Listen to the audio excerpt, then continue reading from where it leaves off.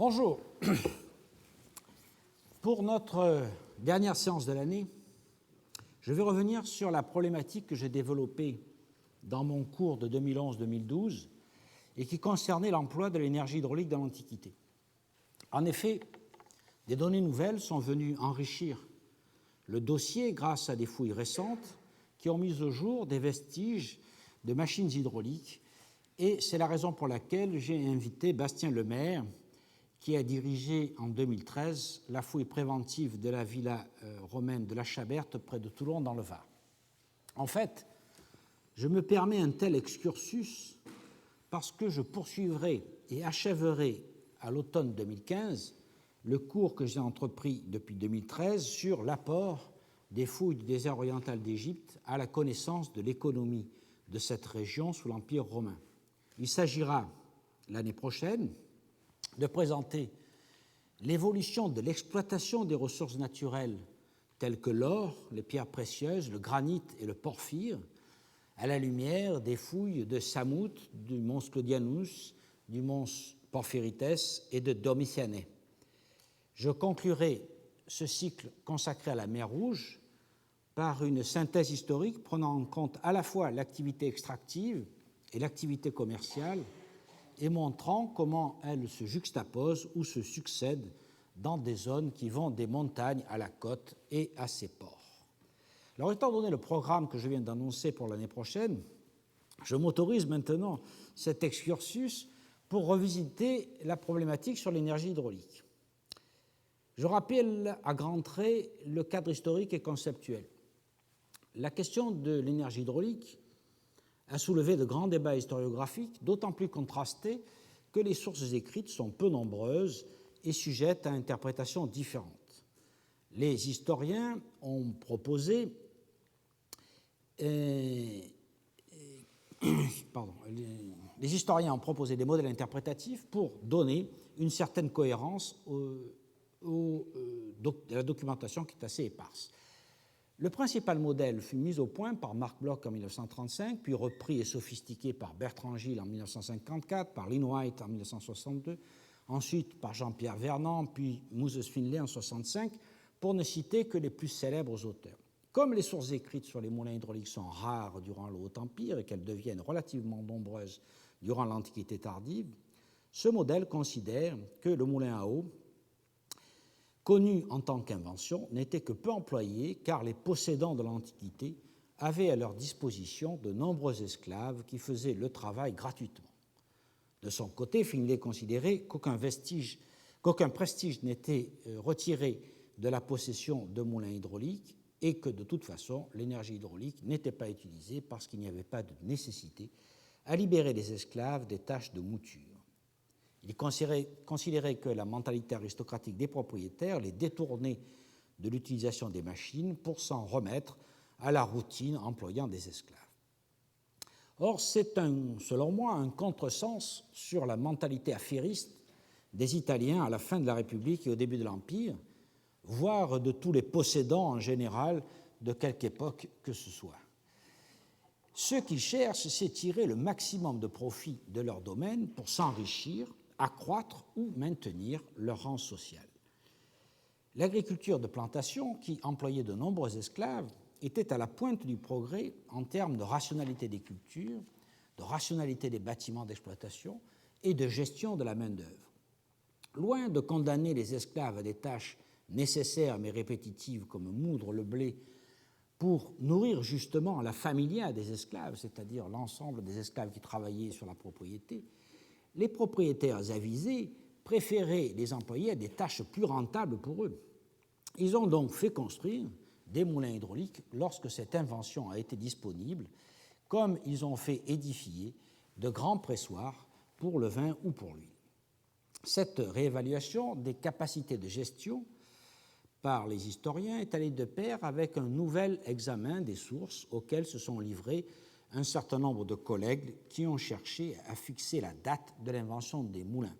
De ce point de vue-là, Michael Lewis, dans son ouvrage Miston and Hammer, The Origin of Water Power, paru en 1997, a fait un pas en avant car il a étudié de très près les manuscrits arabes de la traduction des pneumatica de Philon de Byzance qui vivait au milieu du IIIe siècle avant Jésus-Christ.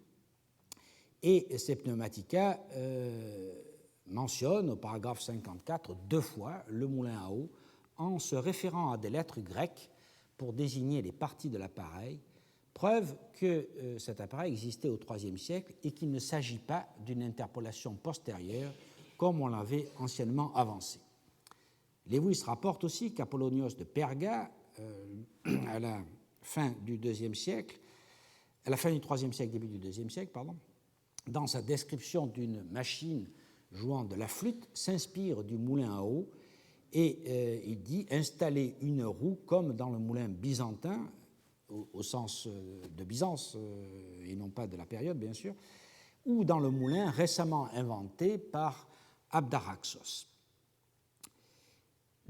Enfin, à la même époque, il faut rappeler qu'Archimède fait allusion au moulin à eau à propos de la construction des horloges. Lewis a aussi recherché l'emploi des cames dans la littérature concernant les automates et il en trouve aussi anciennement que la fin du IIIe siècle avant notre ère, et nous verrons que c'est important pour notre propos. De son côté, Oriane Vikander, à la fin des années 1970 et jusqu'à sa synthèse parue en 2000 qui s'appelle Handbook of Ancient Water Technology, a montré pourquoi on ne disposait que de peu de sources sur l'emploi de l'énergie hydraulique au Haut Empire, en comparaison de celles concernant le Bas Empire. Devant cet effet de source manifeste, on ne peut donc rien conclure d'une sous-utilisation au Haut Empire et à une augmentation au Bas Empire de l'utilisation de l'énergie hydraulique. Tout au plus, il faut souligner qu'un auteur très bien informé comme Pline l'Ancien, qui écrit dans les années 70 de notre ère, déclare que la majeure partie de l'Italie utilise un pilon nu et aussi des roues que l'eau fait tourner. Phrase qu'il faut interpréter comme la preuve de la diffusion du moulin à eau en Italie et peut-être aussi de pilons mécaniques actionnés par l'eau. Alors, outre les moulins à farine majoritaires, il faut accorder une attention particulière aux adaptations de l'énergie hydraulique à certains secteurs artisanaux et dans les mines. La diffusion de l'arbre à cames et du couple bielle-manivelle, une invention dont on sait désormais qu'elle remonte à l'époque romaine et non au Moyen-Âge, comme on l'a longtemps écrit, a permis en effet des usages spécifiques. On a ainsi utilisé des machines soulevant des pilons appelés bocars pour écraser le minerai dans les mines du nord-ouest de l'Espagne et au pays de Galles. Vous voyez ici un exemple. Plus récemment, dans l'étude d'une mine de cuivre dans le sud de la Jordanie qui s'appelle le Wadi Fainan, Grimberker et David Mattingly ont signalé l'existence d'un moulin de type Aruba sur un site principalement d'époque romaine et byzantine, et ils le mettent en rapport avec l'exploitation de la mine, soit pour écraser le grain nécessaire à nourrir les ouvriers, soit peut-être pour écraser le minerai. Malheureusement, cette installation n'a pas été fouillée. La datation n'est pas tout à fait assurée, même si le moulin est installé sur un aqueduc qui est construit à l'époque romaine. Et je crois qu'il faudra attendre de ce point de vue-là qu'on ait des fouilles véritables pour assurer la datation et la destination de cette installation qui a été publiée en 2008 dans un ouvrage remarquable sur cette mine de cuivre. Des artisans spécialisés, voire de véritables ingénieurs, comme Marcus Aurelius Ammianos de Hierapolis de Phrygie, ont mis au point des machines pour, par exemple, scier des plaques de marbre. Et Ammianos, comme je vous l'avais montré il y a 3 ans, a fait représenter une telle machine sur son tombeau qui est daté de la seconde moitié du IIIe siècle de notre ère. Des scieries hydrauliques sont archéologiquement attestées à partir du VIe siècle dans le sanctuaire d'Artémis à Djirach et dans un atelier installé dans une maison d'Éphèse. Mais il faut se souvenir que dans son poème La Moselle, Ozone mentionne de telles machines à débiter des plaques de marbre dans la seconde moitié du IVe siècle, près de Trèves, sans s'en émerveiller particulièrement, ce qui prouve que non seulement elles existaient à cette époque-là, mais qu'elles étaient relativement banales. Il reste donc à découvrir de telles installations à la périphérie des villes, probablement le long des cours d'eau.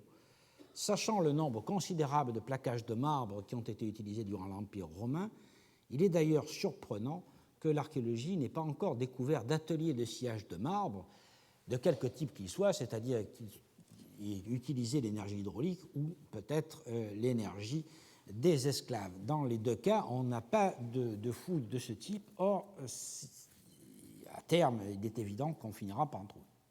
J'avais aussi signalé, il y a 2 ans, mon interprétation du moulin à eau de Sepinum, une ville située dans les montagnes de l'Apennin, en Italie, interprétation comme un moulin pour écraser les écorces d'arbres et pour préparer la poudre de thon destinée à être utilisée dans des cuves de tannage situées dans la même maison.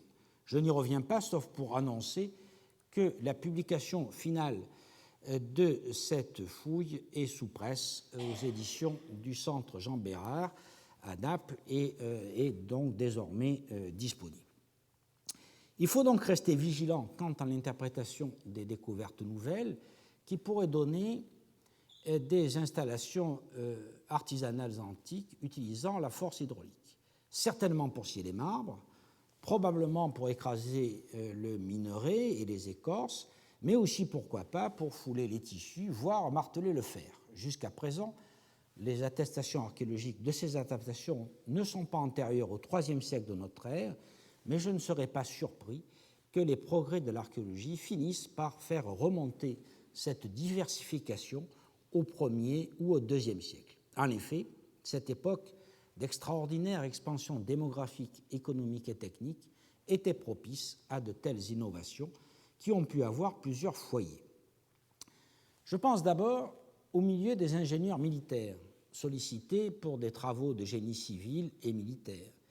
Ensuite, au milieu des artisans spécialisés dans la construction des moulins à eau qui, nous allons le voir, se diffusent plus rapidement et plus profondément qu'on ne l'a cru. Rappelons l'exemple de Quintus Candidus Benignus, daté de la seconde moitié du IIe siècle ou du début du IIIe siècle, dont l'inscription funéraire a été retrouvée à Arles, et l'inscription le qualifie de Faber Tignarius, qui savait construire des machines hydrauliques ou diriger le flux des eaux. Organa qui nocet facere aquarum aut ducere cursum, au corpus des inscriptions latines 12, numéro 722.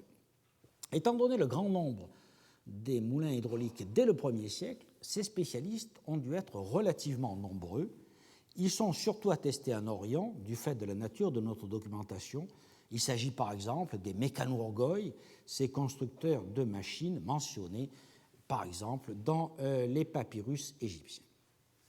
Un troisième foyer d'innovation et d'adaptation doit être recherché dans les cercles du pouvoir politique, notamment au niveau de l'empereur.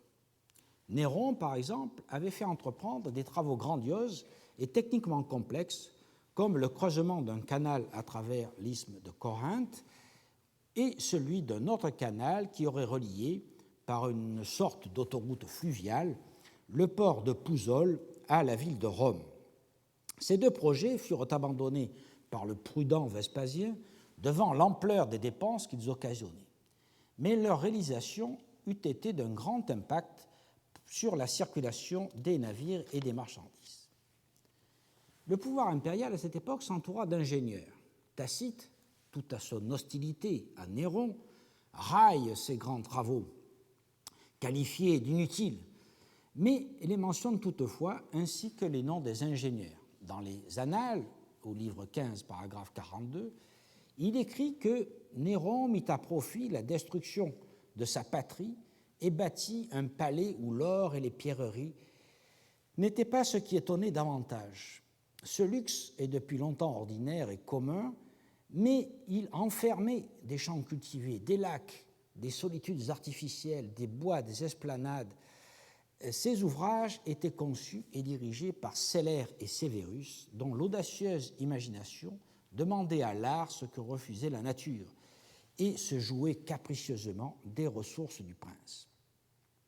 Il lui avait promis de creuser un canal navigable du lac Arverne à l'embouchure du Tibre, le long d'un rivage aride ou sur des sols traversés de montagnes. On ne rencontrait d'eau que celle des marais pontins. Le reste du pays était sec ou escarpé. Dut-on venir à bout de vaincre ces obstacles? Le travail était excessif, l'utilité médiocre. Néron, cependant, voulait de l'incroyable. Fin de citation. Il est en effet vraisemblable que le maître d'un empire aussi immense, dont la soif de puissance ne pouvait se satisfaire de dominer seulement les hommes, voulait se mesurer aux forces et aux obstacles de la nature. Cette hubris est particulièrement visible dans les sources qui nous sont parvenues en ce qui concerne les empereurs maudits, dont les intentions n'ont pas forcément été bien comprises par les contemporains ou bien ont été volontairement caricaturées. En contrepoint, Trajan, Optimus Princeps, le meilleur des princes, sera loué pour avoir fait construire un forum et la basilique Ulpienne, au centre de Rome, en faisant extraire, avec des moyens énormes, de colossales colonnes au Mons Claudianus en Égypte. Le but était le même que celui de Néron, montrer sa puissance sans limite sur les hommes et sur la nature. Or, du point de vue de la logique économique, cette pétrification des ressources impériales était un véritable gâchis, et pourtant on la porte au crédit de cet empereur qui était apprécié par la tradition historique.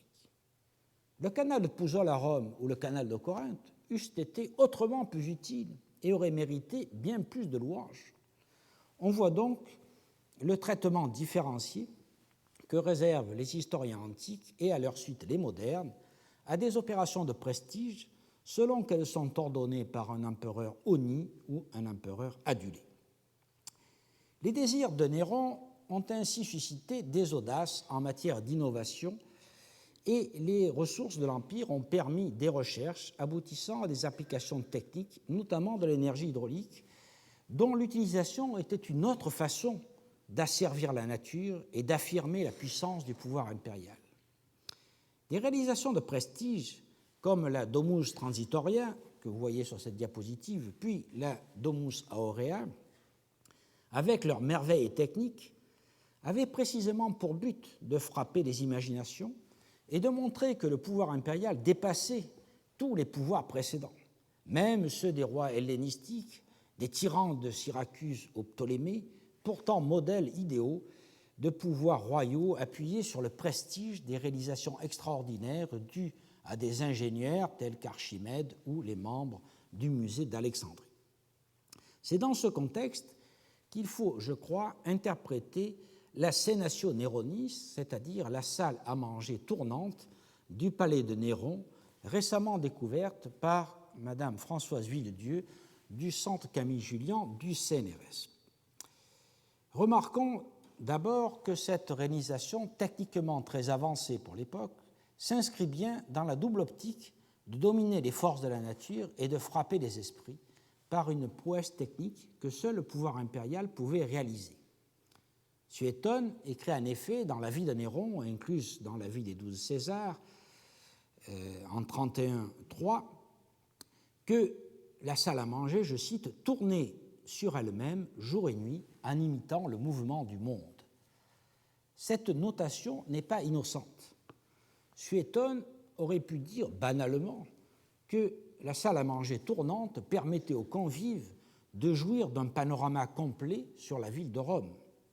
En fait, l'idée qui est véhiculée par le texte doit correspondre au projet des concepteurs. Dans sa salle à manger qui tourne en permanence, l'empereur se tient au centre du monde et reçoit ses invités dans une représentation symbolique de l'orbis terrarum dont il est lui-même le pivot. Par voie de conséquence, dans l'optique de ce que nous avons vu de l'asservissement des forces de la nature au pouvoir impérial, le mouvement tournant de la salle à manger ne pouvait être banalement actionné par des animaux ou des esclaves. Il fallait un tour de force supplémentaire, celui de la restitution du mouvement de la Terre par les forces inanimées, en l'occurrence l'énergie de l'eau. Entrons maintenant dans le détail de cette formidable découverte effectuée sur le flanc méridional du Palatin à Rome, grâce à des documents en partie inédits que Françoise Villedieu vient de me fournir et qui me permettent de présenter rapidement l'état des recherches sur ce site après la campagne de fouilles effectuée en 2014. Donc vous voyez ici une vue aérienne du Palatin dans la partie gauche de la diapositive, à droite bien sûr le Colisée, et le point rouge marque l'emplacement de la fouille faite par Madame Françoise Villedieu. La découverte remonte à 2009. Elle est due en fait à des travaux d'entretien sur le flanc nord de la terrasse connue sous le nom de Vigna Barberini, c'est cette terrasse qui est située ici. Et la surintendance archéologique de Rome a demandé à Madame Villedieu, qui était la meilleure experte de la zone car en charge des fouilles précisément de la Vigna Barberini, elle lui a demandé de surveiller les travaux. Or, ces travaux mirent au jour des structures bâties d'un genre totalement inédit. Englobées dans des structures postérieures d'époque flavienne, vous voyez ici une reconstitution de cette partie du palais des Flaviens, un bâtiment cylindrique de 26 mètres de diamètre, composé de 2 anneaux, a été mis au jour. L'anneau médian, qui mesure 16 mètres de diamètre, est entouré par un mur annulaire très puissant de 2,10 mètres d'épaisseur. Vous voyez ici les murs et ici une vue qui remonte à la fouille de cette année. Au centre se dresse un pilier circulaire d'un diamètre de 3,90 m qui renferme un escalier à vis. Le pilier est lié au mur du pourtour par 2 étages d'arcs en plein cintre, séparés par un intervalle de 6 mètres. Donc vous voyez ici les étages qui sont représentés. Les arcs de l'étage supérieur supportaient un plancher qui a été détruit lors des travaux effectués à l'époque flavienne. Au centre du pilier central se trouve un logement cylindrique, ici, qui servait de pivot à l'ensemble.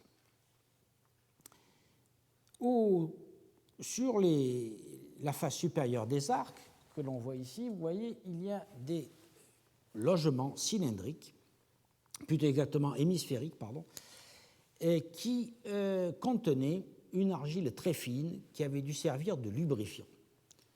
Le logement cylindrique central devait recevoir un axe de fer et les cavités hémisphériques des pièces sphériques, des sphères métalliques, agissant comme une sorte de roulement à billes pour supporter le plancher tournant de la salle à manger, selon une technique qui était bien connue déjà grâce aux vestiges des navires du lac de Némi construits sous Caligula. Alors, vous voyez ici la reconstitution, les trous, les cavités hémisphériques qui ont été retrouvées, le plancher intermédiaire qui contient les sphères de métal et au-dessus le plancher tournant de la salle à manger. L'élévation de la salle est bien plus difficile à reconstituer car le bâtiment a été rasé au niveau du plancher tournant lorsque la structure a été démantelée. Toutefois, Madame Françoise Villedieu met ce monument en rapport avec une série de monnaies frappées entre 63 et 65 après Jésus-Christ à Rome et à Lyon, avec une légende qu'on pourrait développer en Mac pour Machina et Aug Augusti, vous voyez, Mac Aug, Machina Augusti, plutôt que Macellum Augusti, qui est une autre interprétation possible. Si cette identification est avérée, l'élévation comporterait une salle ceinturée par des colonnes supportant une coupole. Ce qui nous intéresse ici, c'est le mécanisme d'entraînement du plancher tournant. Il se trouvait malheureusement dans une zone qui est la plus détruite par les travaux d'époque flavienne, située dans la partie sud de la zone fouillée. La fouille a toutefois mis au jour des blocs provenant d'un canal dont les concrétions montrent que de grandes quantités d'eau y circulaient. on a aussi découvert des empreintes laissées sur les parois par l'arrachement d'éléments métalliques qui faisaient partie du mécanisme d'entraînement du plancher. La conjonction des deux implique que l'entraînement utilisait probablement l'énergie hydraulique. L'eau pouvait être apportée par l'aqueduc de Claude, qui alimente les bassins situés en amont de la Vigna Barberini, et cette alimentation était donc susceptible de fournir par gravité l'énergie nécessaire à cette machinerie complexe qui démultipliait la rotation de la roue motrice pour donner au plancher un mouvement lent comme la rotation de la Terre. L'architecte Jean-Marie Gassin de l'Institut sur la recherche sur l'architecture antique du CNRS a proposé une première ébauche de cette possible machinerie, mais le travail sur cette question est encore en cours, utilisant les données recueillies dans la fouille de cette année et prenant en compte, bien sûr, les calculs des forces nécessaires pour vaincre les résistances et les frottements et faire tourner un plancher de plusieurs centaines de kilogrammes, certainement. Quel que soit le détail de la restitution à laquelle aboutira l'étude menée par les architectes et les ingénieurs impliqués dans le projet, elle illustrera le niveau de compétence des hommes de l'art qui furent associés à cette réalisation grandiose et elle donnera une bonne idée du niveau technique atteint, en tout cas au niveau supérieur de l'État. Or, une telle compétence ne peut être isolée. Elle est forcément issue d'un socle de connaissances et d'expériences largement éprouvé et disponible pour un public plus large, qu'il soit militaire ou civil. La Sénatio Neronis, de ce point de vue, fait partie d'un système technique et n'en est que l'expression la plus achevée et la plus visible. Avant de quitter ce fascinant chef-d'œuvre technique, il faut revenir sur le rôle de Néron, qui apparaît de bien des points de vue comme un novateur. Pour des raisons de prestige, qu'il qualifierait lui-même d'artistique, il se met en scène en tant que maître du monde qui tourne autour de lui par la force de son pouvoir révélé par les compétences techniques de ses collaborateurs. À ce titre, si l'on suit, comme j'en suis à peu près convaincu, l'interprétation de Françoise Villedieu des monnaies à légende Mac-Hogg, il faut probablement reconnaître en la représentation humaine dans le monument Néron lui-même, axe autour duquel tourne la salle à banquet, qui est une allégorie du monde. Nous voyons donc qu'un réexamen des sources antiques et des découvertes archéologiques ciblées renouvelle notre approche des machines utilisant l'énergie hydraulique. Mais pouvons-nous mieux mesurer l'ampleur et la chronologie de leur diffusion sur le territoire de l'Empire? C'est ici qu'intervient l'archéologie préventive. Elle apporte, principalement pour la France, surtout à partir de la fin des années 1980, une documentation qui s'accroît rapidement. Comme j'ai déjà eu l'occasion de souligner le retard des autres pays, à l'exception de la Grande-Bretagne, de la Suisse et de l'Allemagne, je vais me consacrer sur l'état des découvertes et l'évolution de la diffusion dans la France actuelle, qui est la zone la mieux connue grâce à l'application de la législation dont la République française s'est dotée au début des années 2000. Lorsqu'on aborde les Germanies et les Gaules, en effet, on peut commencer à classer la documentation par siècle. Je m'y étais essayé il y a 2 ans, mais la carte se peuple progressivement. Comme je vous l'avais dit, les premiers moulins à eau bien datés de Gaulle sont ceux d'Art-sur-Meurthe, Lambany, qui est situé ici, et de Saint-Doulchard, à côté de Bourges, tous deux, le premier étant postérieur à 19 avant Jésus-Christ et le deuxième étant postérieur à 11 après Jésus-Christ. Et ils ont tous les deux été en usage dans la première moitié du 1er siècle de notre ère. Celui d'Art-sur-Meurthe, de par sa localisation et par sa date, est la preuve d'une diffusion extrêmement rapide de l'invention mise au point en Orient dans les territoires nouvellement conquis. J'ai déjà indiqué que seule l'armée romaine était capable de diffuser cette technologie grâce à ses ingénieurs militaires et par l'intermédiaire des vétérans qui ont dû répandre l'invention sur les domaines agricoles qu'ils ont exploités après la fin de leur service. À ces exemples il faut probablement ajouter celui de Maillat, que je n'avais pas cité il y a 2 ans, Maillat qui est situé ici dans le Languedoc. En effet, dans un article publié en 2005 dans la revue Gallia, Roman Harfouche et Pierre Poupée ont décrit un aqueduc qui date du 1er siècle avant Jésus-Christ. Cet aqueduc, comme vous le voyez là, comporte une dérivation qui conduit dans une zone où, au Moyen-Âge, existaient des moulins à eau. Les auteurs pensent que, dès l'origine, un ou des moulins avaient été prévus sur cette dérivation. Cela impliquerait que le moulin était conçu comme une part intégrante d'un système complet d'approvisionnement en eau d'une villa. Un tel schéma s'applique bien à ce que l'on sait des moulins de Narbonnaise à peine postérieurs, c'est-à-dire ceux de Vareille dans l'Hérault, fouillés par Stéphane Monet, où on construit des aqueducs et en même temps, bien sûr, on fait des moulins, ou celui des Mesclans dans le Var que j'avais cité. Au cours du 1er siècle, en effet, le nombre des moulins augmente rapidement, puisque désormais on en connaît une dizaine, dont ceux de Vareille, de la Garenne, de Bourgoin-Jallieu, et en Suisse et dans le reste, en Germanie et dans le reste des Gaules, par exemple à Vanches, à Rodersdorf, à Vannes, etc. Parmi les installations récemment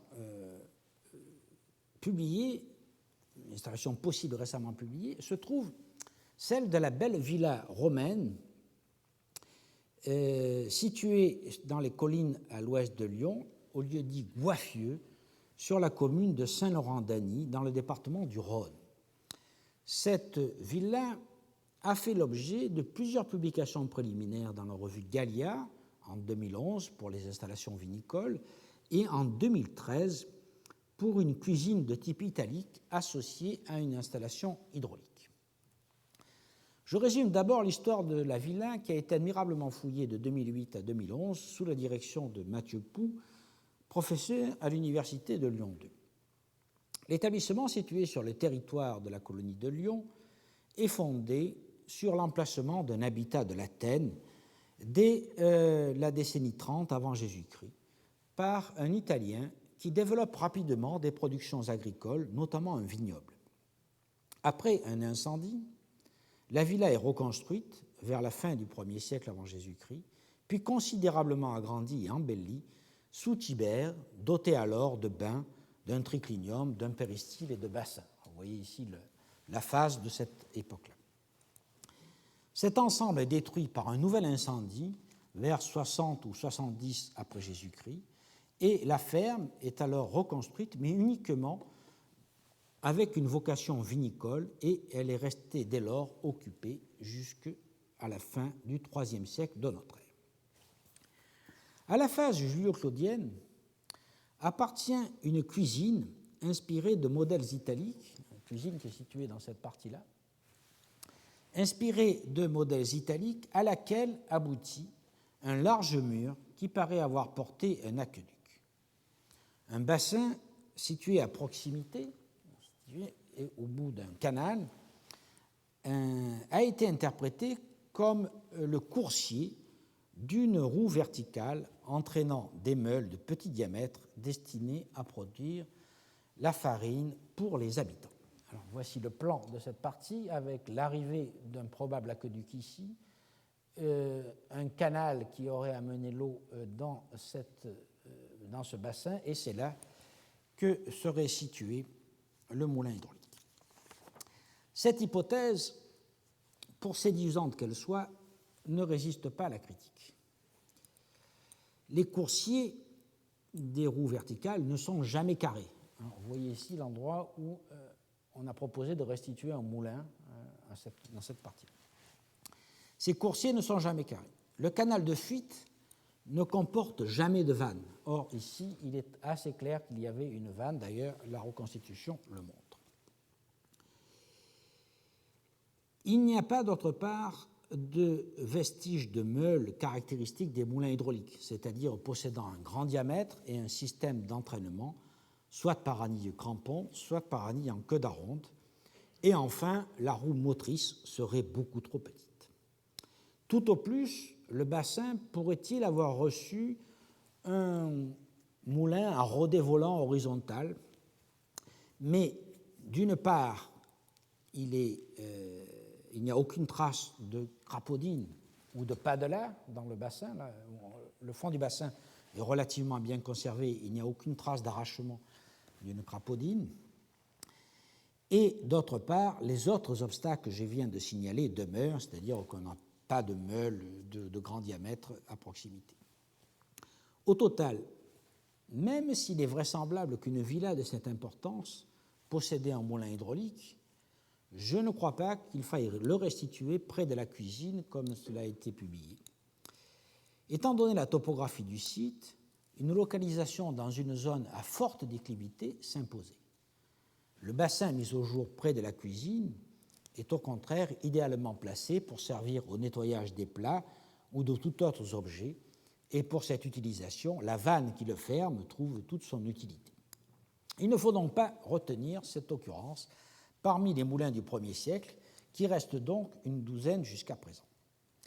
Les attestations sont plus nombreuses au 2e siècle, puisque une vingtaine de moulins sont désormais attestés, dont la grande meunerie de Barbegal près d'Arles. Je n'y reviens pas car je les avais présentés il y a 2 ans. Je voudrais aujourd'hui insister sur une découverte faite à Clermont-Ferrand durant l'automne 2012. Alors, vous voyez ici, dans une zone où il y a d'autres moulins qui sont connus. La ville antique de Clermont-Ferrand, appelée Augusto Nemetum, fut créée sous Auguste sur la voie d'Agrippa reliant Lyon à Saintes en Charente-Maritime. Établie sur une hauteur où s'élève aujourd'hui la cathédrale, la ville comporte un centre monumental entouré de quartiers d'habitation organisés selon une trame orthonormée sur les flancs de la colline. Le chantier dont je vais dire quelques mots se trouve en bordure de la rue Fongiève, dans une zone qui était au départ un vallon très humide en bordure de la cité antique. Donc voici ici la rue Fongiève, l'axe du vallon et la canalisation dont nous allons parler, le canal qui traverse tout le chantier.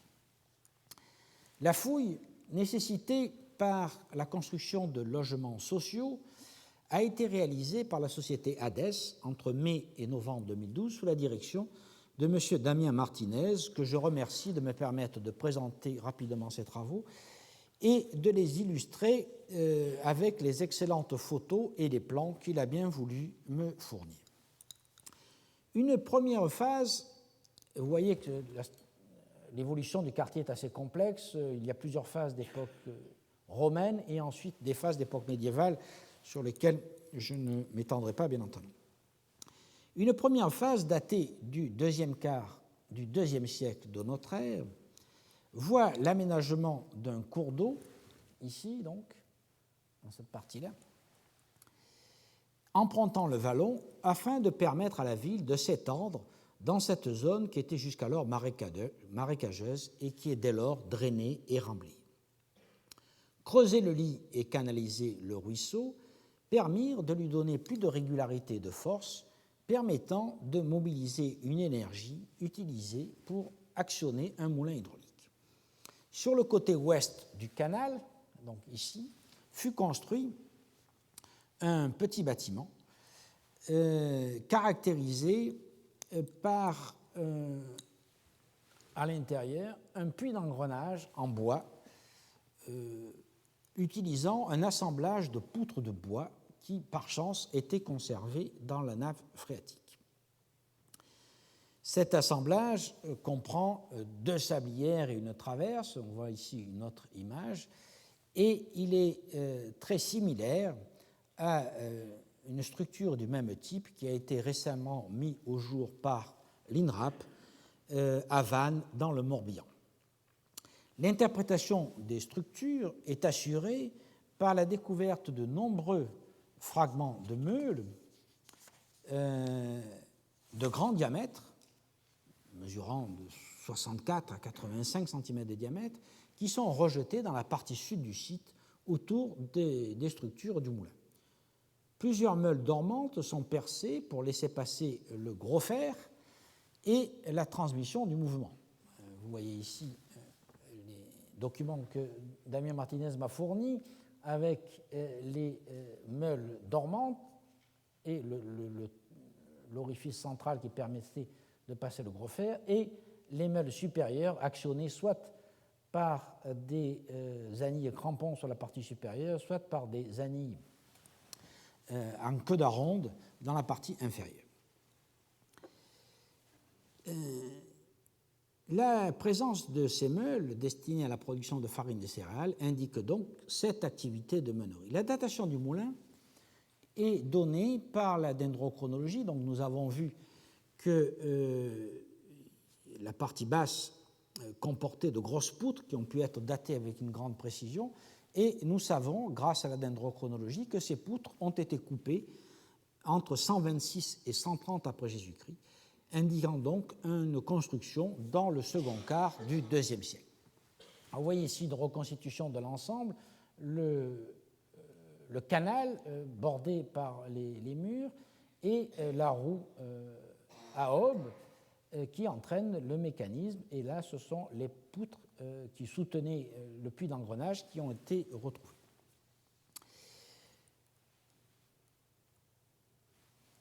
Un grand bassin circulaire voisin, doté d'un plancher de bois dont une planche a été coupée en 113, fait partie de la même phase d'aménagement, mais on ne sait à quelle activité artisanale l'attribuer. Je la mentionne parce qu'on a eu l'idée que ça pourrait être lié à une activité de tannerie, parce que nous sommes dans une zone où il y a beaucoup d'eau, et on aurait pu donc lier éventuellement les deux, mais la fouille n'a pas mis au jour de déchets de cuir ou d'ossements, de pâtes ou des cornes, par exemple, ni même d'équipements caractéristiques d'une tannerie tels que des cuves de tannage, et donc je crois qu'il faut éliminer cette hypothèse.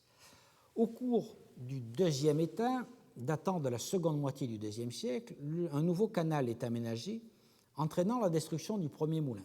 En même temps, on aménage une source avec un assez joli bâtiment de façon à abriter la prise d'eau.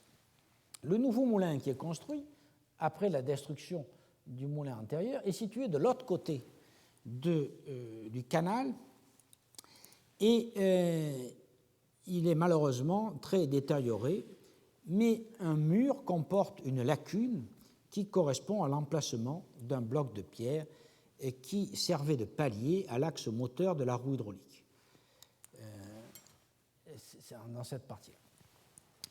Il ne faut pas s'étonner qu'il y ait ces changements rapides. La vie d'un moulin antique ne dépasse guère une trentaine d'années sans réfection plus ou moins importante, comme nous l'enseignent les diverses reconstructions constatées dans les moulins de la villa de Vareille dans l'Hérault, ou ceux d'Avanches ou de Hagendorn en Suisse, où nous pouvons disposer des datations dendrochronologiques pour dater ces phases successives.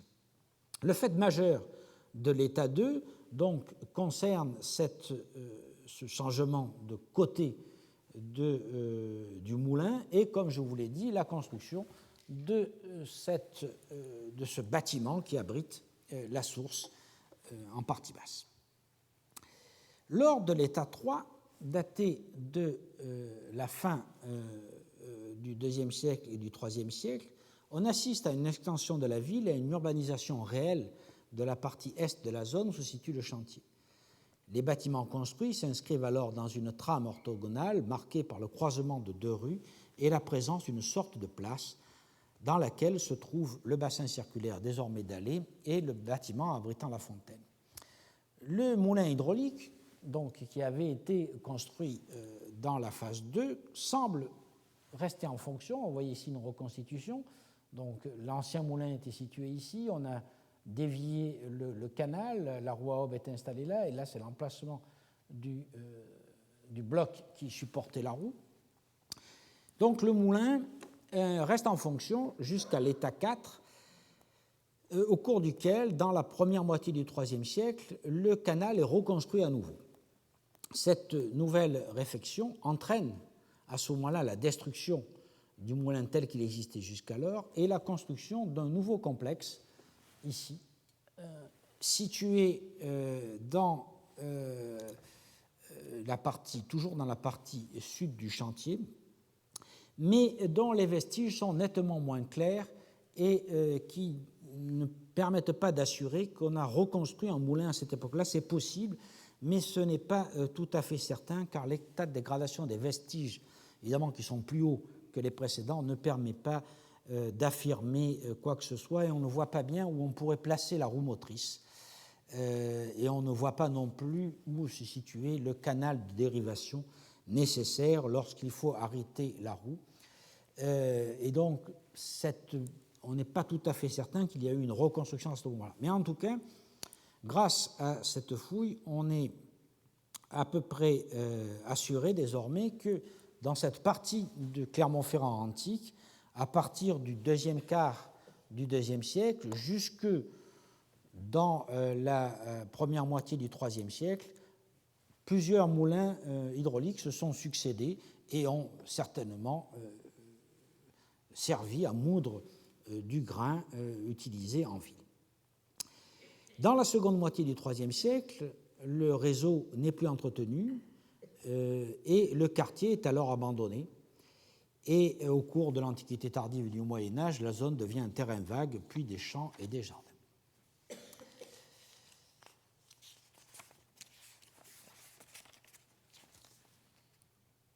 Ensuite, lorsque nous nous intéressons à la phase suivante, nous voyons donc qu'au IIe siècle, outre ce que je vous ai mentionné, outre le moulin de Barbegal, la carte est bien peuplée. Au IIIe siècle, on a au contraire commence à avoir une diminution, mais qui est peut-être liée à l'état des connaissances. Au IVe siècle, la meunerie de Barbegal existe encore puisqu'elle fonctionne jusqu'au début du IVe siècle. Au IVe siècle et au Ve siècle, on assiste là, en revanche, à une diminution considérable que j'avais mis en relation l'année dernière avec la diminution probable de la densité démographique, mais ça peut être aussi lié en partie, bien sûr, à l'état de nos connaissances. Quoi qu'il en soit, sur cette phase plus tardive, nous n'avons pas de nouveautés, mais nous en avons sur le Haut-Empire, puisque grâce aux fouilles réalisées récemment, qui complètent des fouilles plus anciennes, dans la zone de la Garde et de la Farlède, à côté de Toulon, nous pouvons désormais affirmer que toutes les villets du Haut-Empire possédaient des moulins hydrauliques. Je l'avais déjà montré l'année dernière, enfin non, plutôt il y a 2 ans, puisque nous avions cette villa de Saint-Michel que j'avais anciennement fouillée, qui est en moulin hydraulique. La Chaberte, dont nous allons vous parler maintenant, en a aussi un.